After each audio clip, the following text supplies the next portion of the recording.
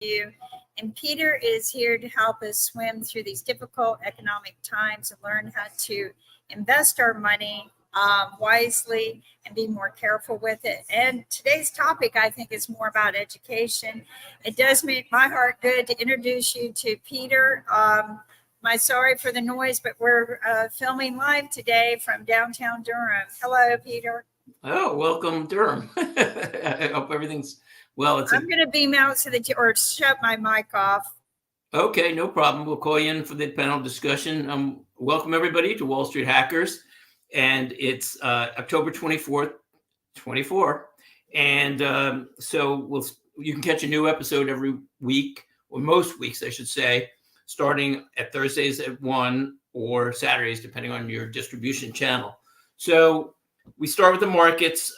Despite the financial media reporting constant quote records, which is good to a point, the market is doing okay. I'm not saying it isn't, but it's not really remarkably so. On July 17th, over 2 months ago now, the SPY, the S&P 500, was at 557, and this morning it was at 578. So that is a 3.7% increase in over 2 months. Not bad.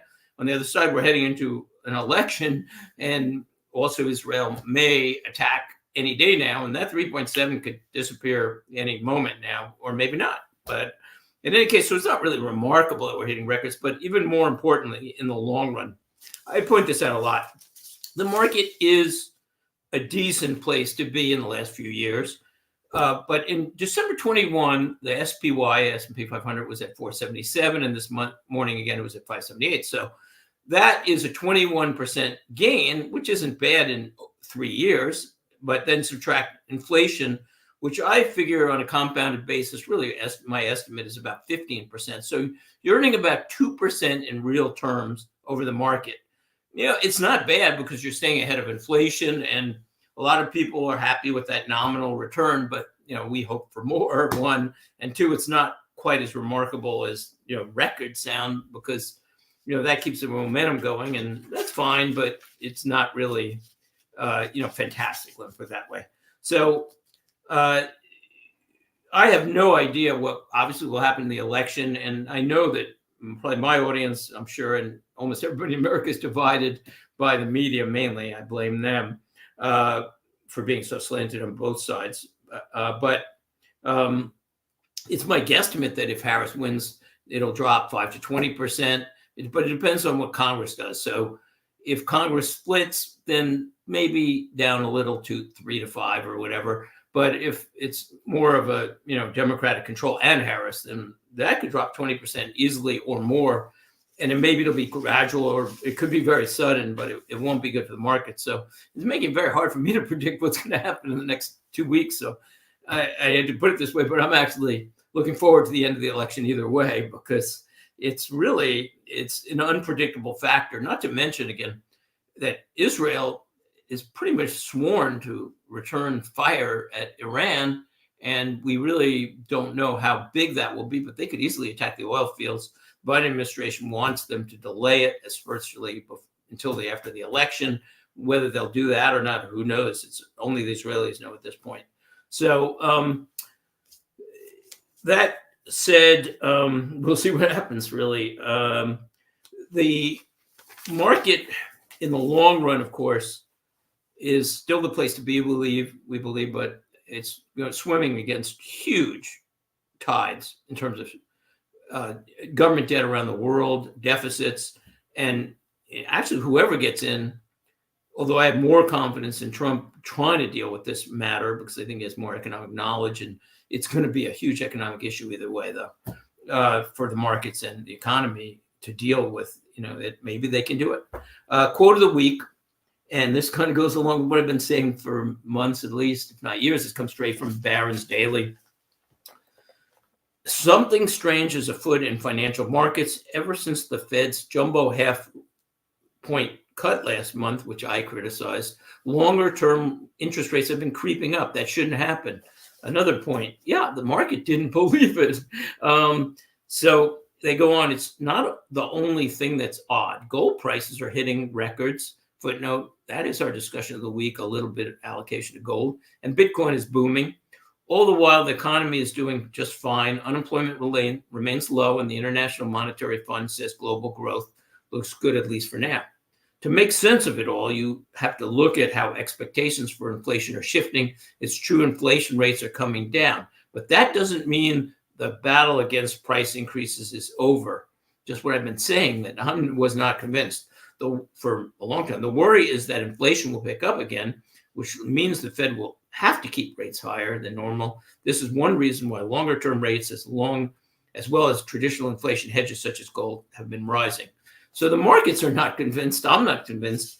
There is a lot of issues with debt and the fact that the government in the past has been using the Medicare and Social Security funds to pay for their budgets. We're in deficits anyway, but now that money's not going to be available, and each year it's going to be available less and less. So that's going to put a lot of pressure on inflation and on the economy in the end. But that goes back to my forecast that every government in the world will try to bring rates down to zero using yield control. One other footnote is Bitcoin.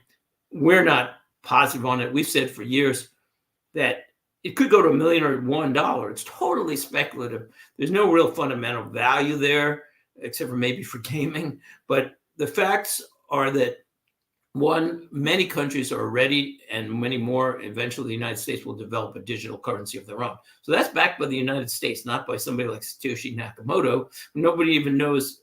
He's the founder of Bitcoin, supposedly. Nobody even knows who he is, but he's promised not to issue any more Bitcoin, theoretically. So we will see, but as governments issue more digital currencies, they very well could crack down on Bitcoin and other digital currencies, especially because criminals are using it.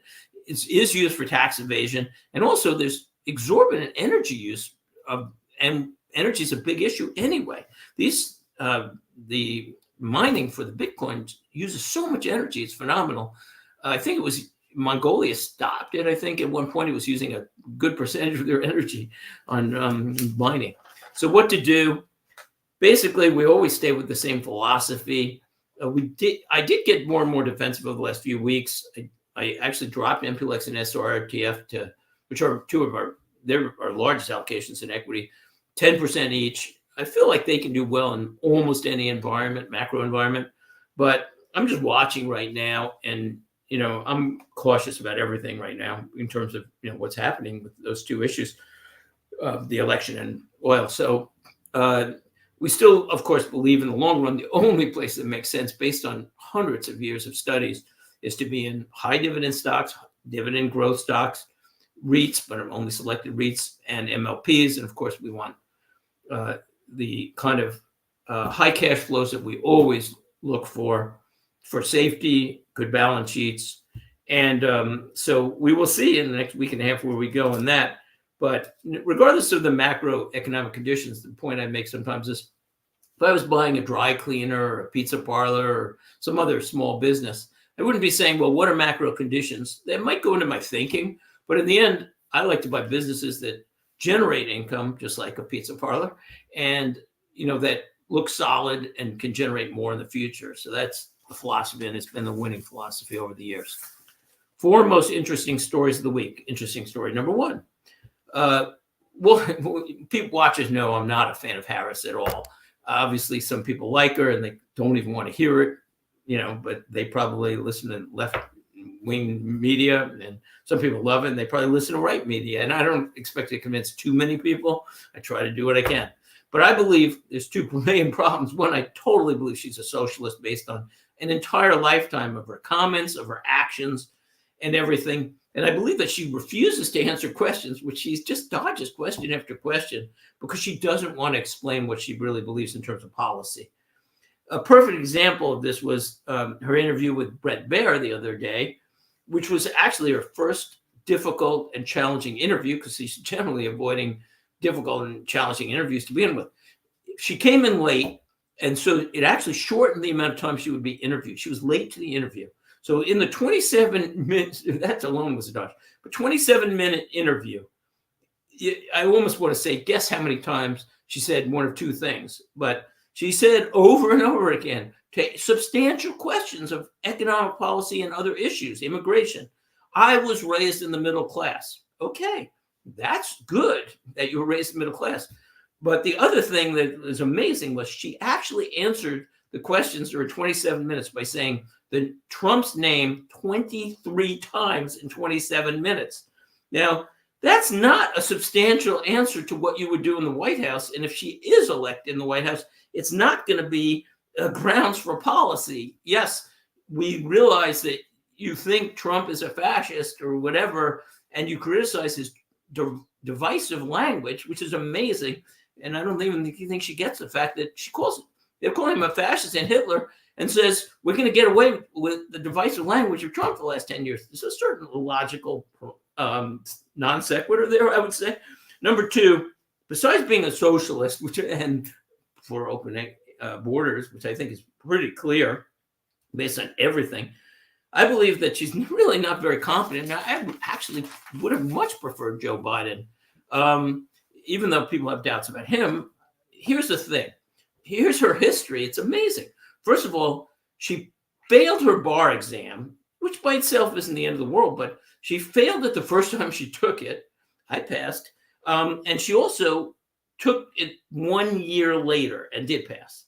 Number two, many people say her rise through to be a district attorney and then Attorney General of California was helped by an extramarital affair with San Francisco Mayor Willie Brown. Now, who says that? Willie Brown said it. First of all, he admits the affair, and here's his quote. Yes, quote, I may have influenced her career by appointing her to 2 state commissions when I was California Assembly Speaker, and I certainly helped her with her first race for district attorney in San Francisco. I have no idea why he even admitted this. Maybe, I don't know, for attention, whatever, but he admitted it. So here she is. Then she becomes, a powerful person in law enforcement in California. They make the most lenient laws in the country. California crime soars, but also San Francisco itself is in shambles right now. And this we've been pointing out even before Harris was nominated. Businesses are fleeing San Francisco. Real estate prices for like houses and stuff are plummeting. There's massive criminal activity. There's massive homelessness, and business after business is pulling out, and their offices are vacant. I believe it's the highest in the country. I have to look that up, but it's way up there. The whole city is in shambles. I mean, how do you take a city as beautiful as San Francisco and turn it within a few years into somewhat of a disaster area? Now, you could say, okay, those are all statistics, whatever. So I play fantasy football. Ricky Pearsall is a wide receiver on the San Francisco 49ers. So he's in Ghirardelli Square at about 3:30 in the afternoon, maybe a month ago. I don't know exactly. I had to drop him from my fantasy team. But he's in Ghirardelli Square Marketplace. This is like a tourist area. At 3:30 in the afternoon, he gets shot. They robbed him. I believe they're trying to steal his Rolex. There's a football player in the middle of Ghirardelli Square. That's not a good sign for the city. So we go on.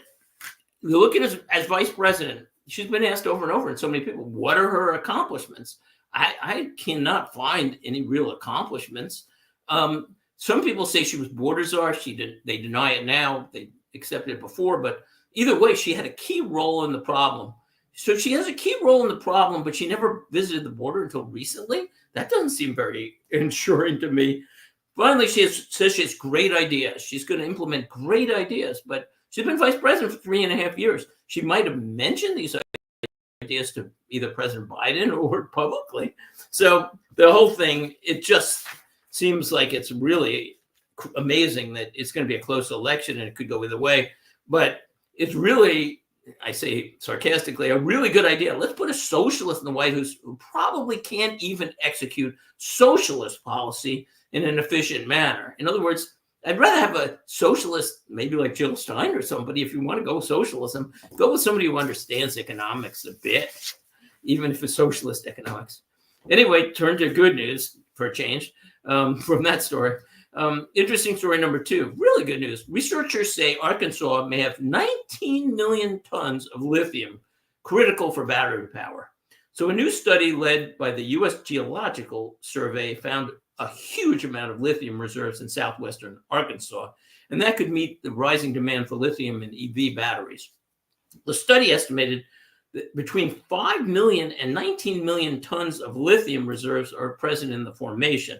It's just an estimate, and they didn't assess how much is actually technically recoverable, but their estimate is that at least 5 million tons of lithium is available. Now, this has big implications. First of all, it means that the U.S. won't be dependent if we go the EV route, which I'll make a comment in a minute about. But if we go with EVs, at least we won't be dependent on China and other countries for lithium. It's a huge breakthrough, and it sounds really encouraging in terms of that front. In terms of EVs themselves, well, it's not quite as clear to me. And I don't know if anybody really understands if EVs help the environment a little, a lot, or not at all. But there's a lot of evidence that you could question it because, one, it takes 2 tons of mining of lithium materials to make one battery. I believe it's 2 tons. It's a huge amount. Or 500,000 pounds, something like that. Sorry, I have to relook that up. But it's a huge amount of mining to get one battery. And that mining is using a lot of energy and fossil fuels or whatever and creating pollution. And the other thing is a different study, and I'd love to see these two combined, said that EVs burn a lot of fossil fuels by burning tires faster because they weigh more and use a lot more brakes. So the brakes in the EV tires, by the way, and the EVs don't last as long, which is also another cost. But that could generate a lot of pollution too. And so there's a lot of questions about EVs, and somebody should take a really objective look about this. Interesting story number 3, another positive. The IRS has set new tax brackets and raised the dividend standard deduction, I should say, for 2025. That's one benefit of inflation. You get higher brackets and higher deductions. So the standard deduction actually will be $15,000 per individual for 2025 and $30,000 for couples, which is a nice break. The first 15 or 30 you don't pay any taxes on. And plus seniors get an extra bonus on that. And $22,500 for heads of households. So some decent economic news for taxpayers. Interesting story number 4. According to Investopedia, the American dream now costs, ready for this, $4.4 million. And that is up $1 million from their estimate last year. Of course, this is subject to lifestyle and taste. Some people live in a cabin and spend very little, and other people can spend whatever they make. But the estimate is now $4.4 million for the American dream. Included in that is $1.6 million for retirement. Seems about right. $44,000 for weddings, $832,000 for 2 kids to go to college, and we will be discussing that more in a little while, the expense of college and what's going on there. $929,000 for homes, $179,000 for vacations, not bad, and $36,000 for pets. Not cheap for pets these days. So you add all that up, that's $4 million here, $4 million there. It tends to be a lot of money for a lot of people, to say the least. So investment of the week, disclaimers. Wall Street Hackers is for entertainment only. Of course, there's no guarantees on our suggestions because there's no guarantees on any suggestions. These are only our opinions, and consult your financial advisor. So this week we're doing a really speculative bet, because it's all a bet to a sense, on gold or GLD. And I'll tell you why I like it, but I'm doing 1% allocation. I'm not convinced about gold, but it's kind of an insurance policy. So why we like gold is, one, it is a diversifier. There's never a guarantee on any investment. So if maybe bonds go, interest rates go up, and dividend, the price of bonds go down. If you hold them to maturity, of course, you're safe there. Equity could go either way, especially if there's inflation or stagflation. But gold doesn't always move with those two, so it is a diversifier without a doubt. Now, a lot of people think, oh, it's a great inflation hedge, but it really is marginal. Over a lot of periods, it's not even outperformed equity. And sometimes you think, oh, well, gold is helped by higher interest rates. But the other side is, the thought is, with low interest rates, it doesn't cost much to carry. With higher interest rates, it costs more to carry. And also there's better alternatives in just bonds, for instance. So gold is not something where you can definitely peg where it's going. But I do think it's a decent diversifier. And also, it is a kind of insurance policy because it probably would do extremely well if there was very high inflation. So that's why I kind of like it for 1%, because during the 70s, it soared. It was a remarkable run for gold, and it was the best investment of gold miners. So if we have very high inflation, that would push up the cost of mining, the cost of labor, the cost of energy, and that would probably flow into the cost of gold plus, investors. Sorry about that. And so for 1% insurance, I'd go for that. I'm not confident in anything beyond that. Excuse me. So, panel question of the week. We'll bring Kim in. Hey, Kim. Looks like a nice sunny day in Durham. I can't hear you, though. Well, it's really loud here, so I'm just paying attention to what you're saying. So go ahead. Oh, yeah. We haven't had rain in the Northeast for over a month. I heard that it was the most drought conditions. Somebody said, I don't know if it's true, the most drought conditions we've had in 100 years. It hardly ever rains in the Northeast lately. Anyway, back question of the week.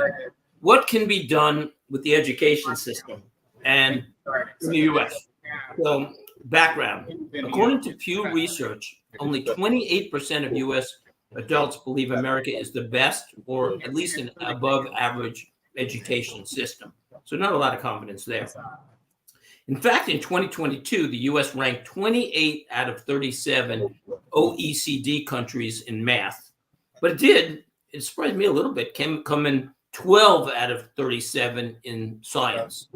So it's not terrible.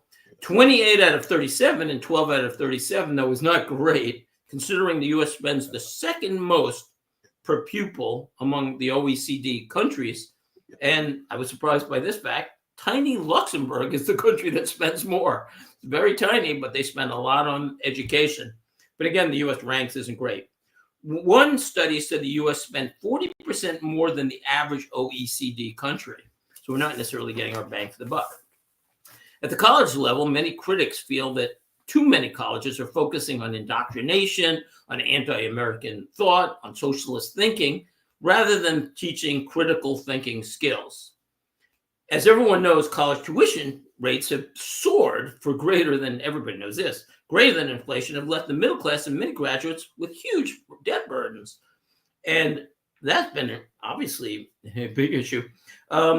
Many Democrats do tend at the lower levels to favor public schools and unions, but not all, and argue that charter schools pull financial resources from public schools. Many Republicans argue that charter schools give parents choice and create competition, especially in neighborhoods with poor schools. So that's the basic background, Kim.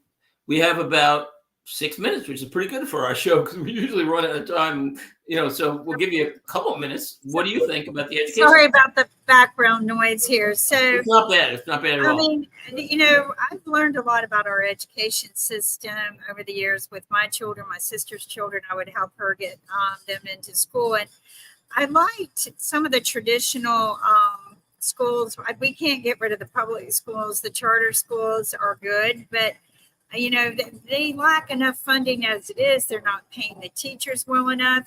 But my travels around the world in the past few years, I've done a lot of not heavy research, but I've been able to talk with people in other countries about their education system, speak with the children, kind of get a handle of, how well are they educated.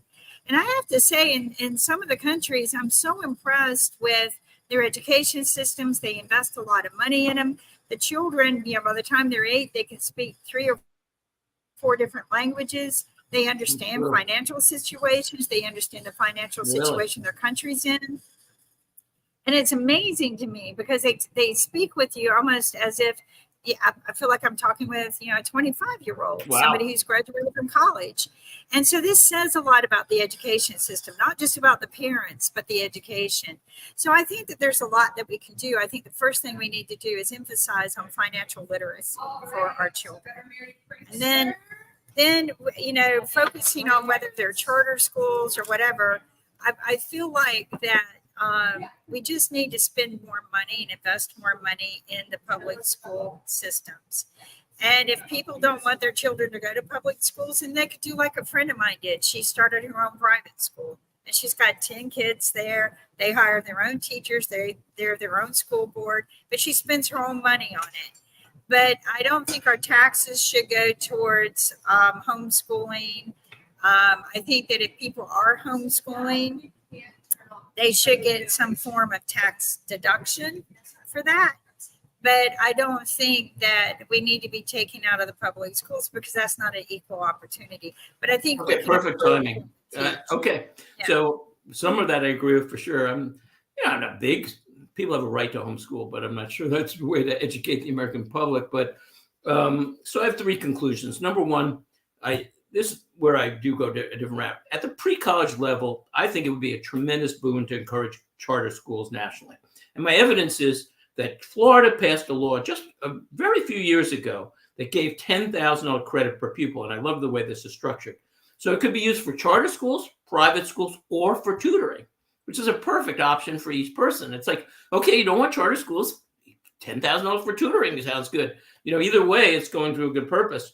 Now, Florida, when it passed this law, again, just a few years ago, it Can went I to ask one. you a question about that? Wait, no, let me finish No, first, just and I'll real take quick. questions. We're going to run out of time. Kim, Is that 10,000 for the families who put their kids into the charter schools, or is that no, 10,000 for anybody is my understanding. But let me So, go. I'll take okay, questions I after. just wanna- Let me finish because we're going to run out of time. I gave you a lot. Okay, sorry. Okay, so years ago, it wasn't many years ago that they passed this, and Florida was one of the very lowest states in school performance, and they rose very quickly within just a few years to the third best, last I heard, in the whole country. A phenomenal rise. Their college admission rates soared, and even interestingly, the public schools themselves, their performance rose very dramatically because they had to compete with the charter schools, and people had an option. So the competition was good. And this is a perfect example of the 50 states model of state experimentation is an advantage of the United States because every state can experiment. And when it works, other states can do it. I hope it goes national. Conclusion number two, at the college level, I think government interference has caused a lot of the problems that have been created. Number one, if the government hadn't been subsidizing gigantic loans, the loans wouldn't have been made and colleges would have had to charge less. So the government saying, oh, you can take $250,000 in loan, you can take $500,000. People wouldn't have qualified for that otherwise. And so colleges wouldn't have spent so much money. And there's a lot of flaws in their system now. They pay a lot of professors to do research and not to teach enough hours. And that would have to change. But the problem is this is ingrained in the system now. So you can't just pull it because it would be a collapse of everything. But gradually, the government has to, step by step, stop subsidizing and start pulling out. And a different subsidy, which I don't like too, is the large endowments act like hedge funds, for Harvard, for Yale. They build up huge amounts of money that's tax-free, and they are bigger than some hedge funds and financial institutions. It's like, okay, if you're not spending it on the students directly, don't at least pay taxes on the capital gains or dividends. That would actually help the budget a little. The third point is, and this is really a fact, if there is divided government in the next election, or if the Democrats sweep, I don't think there's going to be very big changes, maybe no changes in the educational system.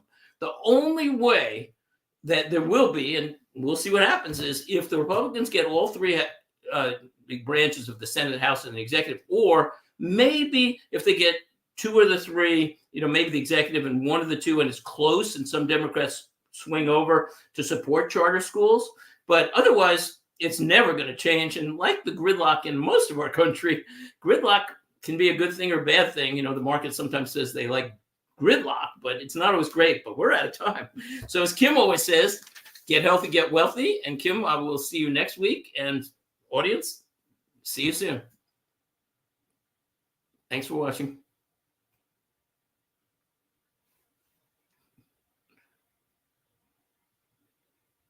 And